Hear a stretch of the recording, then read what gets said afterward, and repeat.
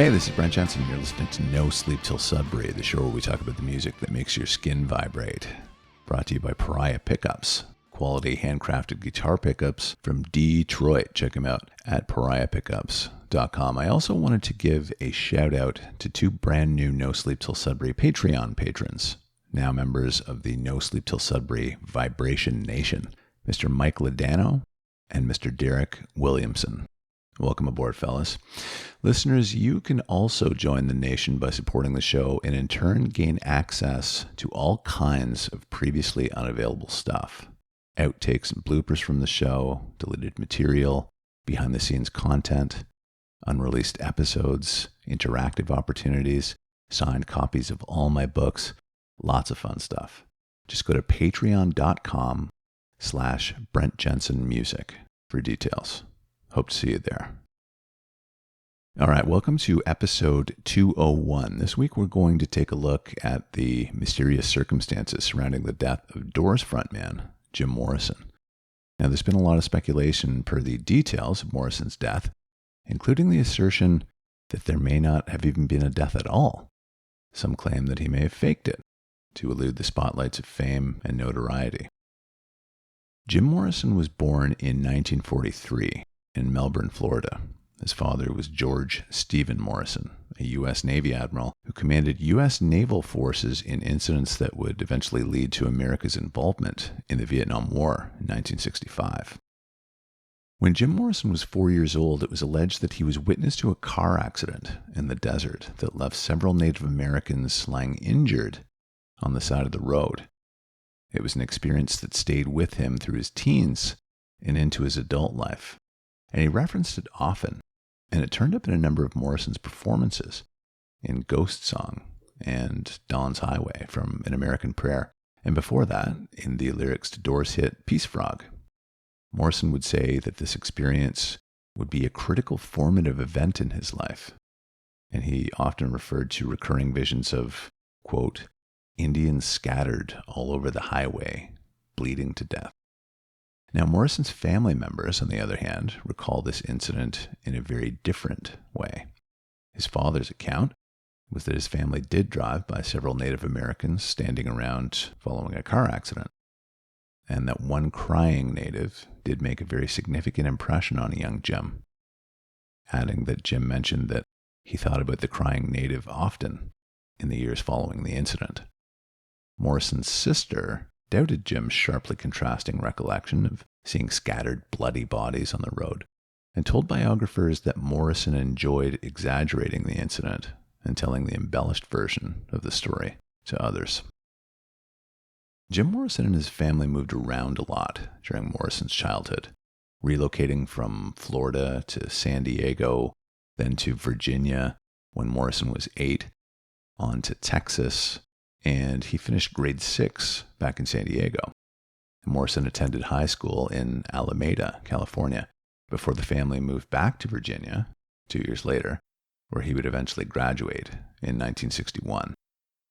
Through his high school years, Morrison read quite a lot, and he was particularly interested in philosophy and poetry, but not just the garden variety stuff. One of his English teachers actually went to the Library of Congress to confirm some of the titles Morrison referenced in essay papers he wrote, just to make sure that the books actually existed. The teacher himself was quite well read, but had never heard of some of the books that Morrison was reporting on in his assignments, and he suspected that Morrison may have just been making them up. But, sure enough, the books checked out. They were indeed real, but they were very obscure English books on 16th and 17th century demonology. The first glimpses of Morrison's fondness for alcohol and disruptive behavior came when he attended Florida State University in 1963. It was there that he was arrested for the first time at a football game, charged with disturbing the peace while heavily intoxicated in late September. A few months later, Morrison moved to Los Angeles to attend UCLA.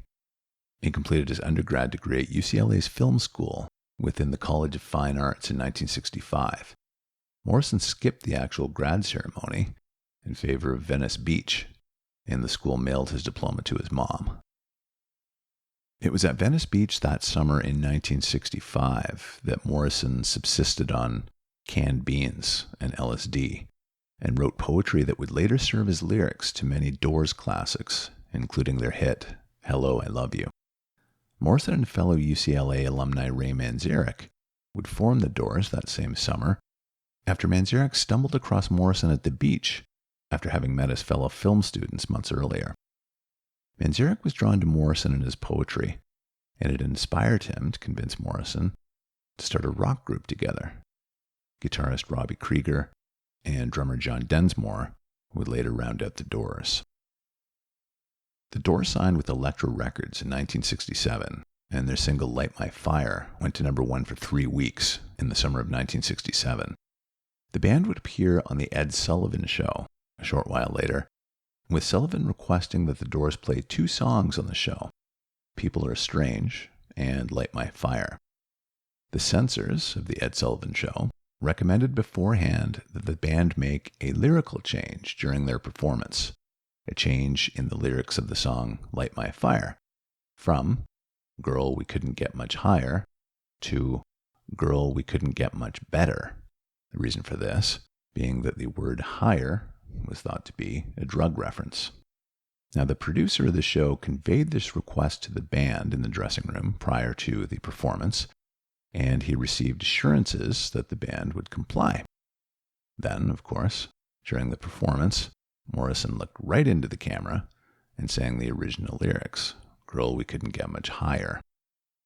Ed Sullivan was livid, and he refused to shake hands with Morrison and any other band member after their performance, instead sending the producer into the dressing room to advise that the band would never ever appear on the Ed Sullivan Show again. Morrison looked up at the producer and said, "Hey man, we already did the Sullivan Show."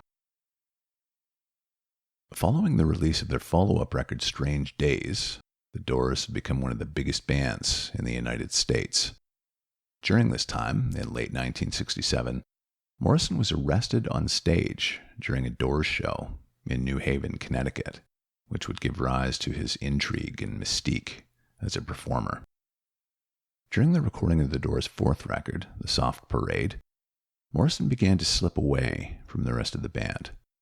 He had already been known for being a heavy drinker by this time, but now he started showing up very drunk for recording sessions and showing up late for shows.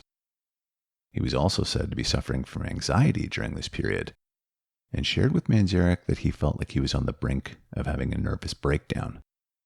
Manzarek talked him out of quitting the Doors at this time, convincing him to at least stay until the recording of The Soft Parade was completed. By 1969, Morrison had gained a significant amount of weight, grown a mustache and a beard, and he started dressing less in his trademark leather pants and in jeans and t-shirts.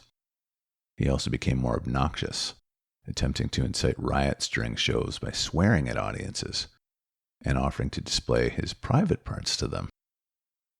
In March of 1969, 6 warrants for Morrison's arrest were issued by Miami police. Upcoming shows were canceled, and in September of the following year, Morrison was convicted of indecent exposure and profanity in Miami and sentenced to 6 months in prison on October 30, 1970.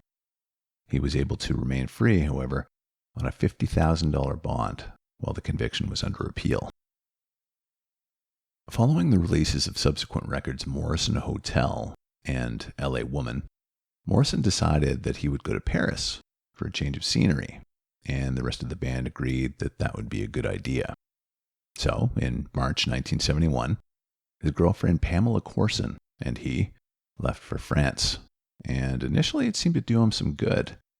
In letters he sent back to America, he spoke very positively of how he was feeling and what he was experiencing there. He had shaved off his beard and lost a lot of the weight that he had gained. On July 3, 1971, Jim Morrison was found dead by Pamela Corson in the bathtub of their apartment. The official cause of death was believed to be heart failure, but because it was not required by French law, no autopsy was performed. 4 days later, Morrison was laid to rest at Père Lachaise Cemetery in Paris in a small ceremony with no fanfare, alongside poet Oscar Wilde and other artists who were buried there.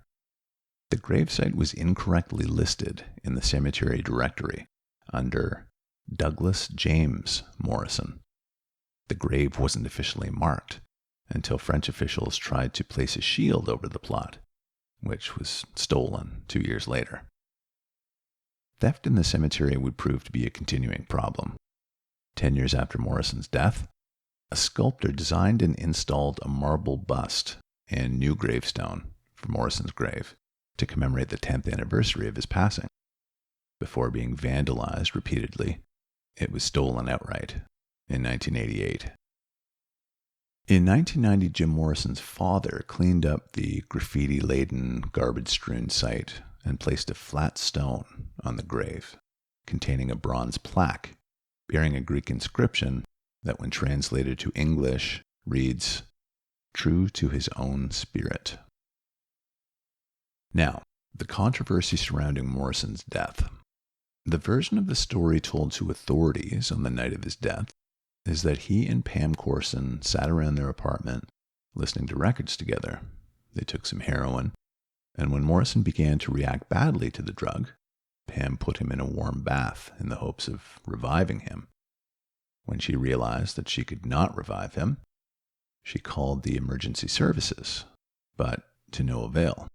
He was pronounced dead at the scene, with the official cause of death being listed as congestive heart failure.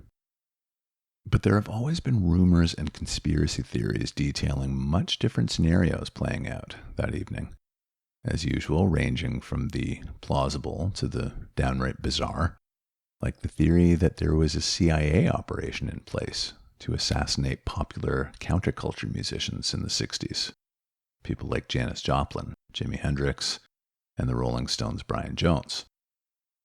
One of the more popular theories was revealed in a book written 36 years later by a former Paris nightclub manager named Sam Burnett, who claimed Jim Morrison died in his club in a bathroom stall after what was thought to be a heroin overdose, and that 2 drug dealers brought Morrison's body back to his apartment.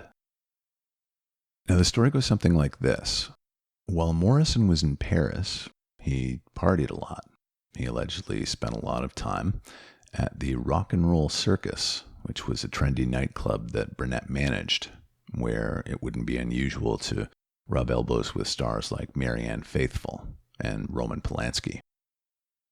On July 3, 1971, at approximately 1 in the morning, Morrison went to the club, and he was joined there by 2 men. According to Burnett, these men were drug dealers who sold him heroin for Pamela Corson. At some point afterwards, Burnett noticed that Morrison had disappeared. A bouncer at the club later kicked in the door of a locked toilet stall in the club, and they discovered Morrison unresponsive. Burnett then said he sought out a club patron who was a doctor to come and examine the singer. Everyone present acknowledged that Morrison was in fact dead, and that he had traces of foam on his nose, mixed with blood, signs of a heroin overdose, according to the doctor. Burnett stated that he did not see Morrison take any heroin that night, but said the singer was known to sniff the drug because he was afraid of needles. Then, Burnett says, the 2 drug dealers insisted that Morrison was just unconscious, and they carried his body out of the club through a back stairwell. Burnett claimed he wanted to call the authorities, but the club's owner ordered him to remain silent on this topic to avoid a potential scandal. Burnett surmises the dealers must have brought Morrison's body back to his apartment and placed it in the bathtub.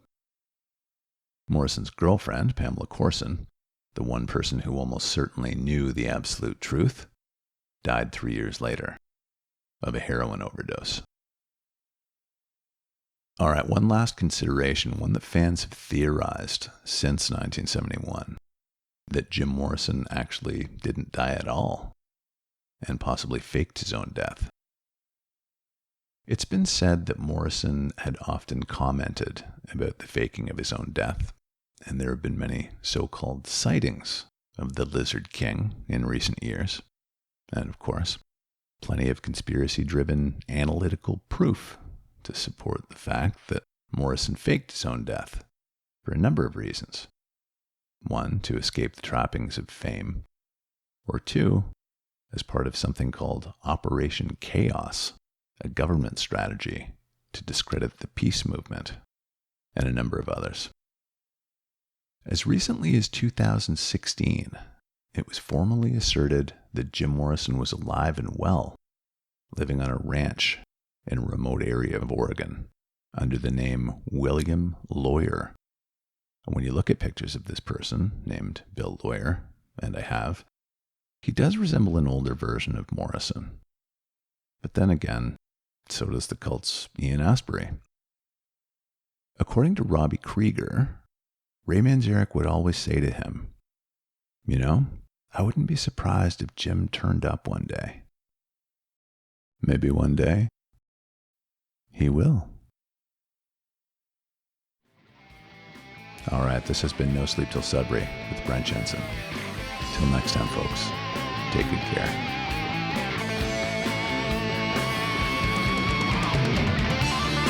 Brent Jensen is the best-selling author of No Sleep Till Sudbury, Leftover People, and All My Favorite People Are Broken. All titles available in stores and on Amazon worldwide.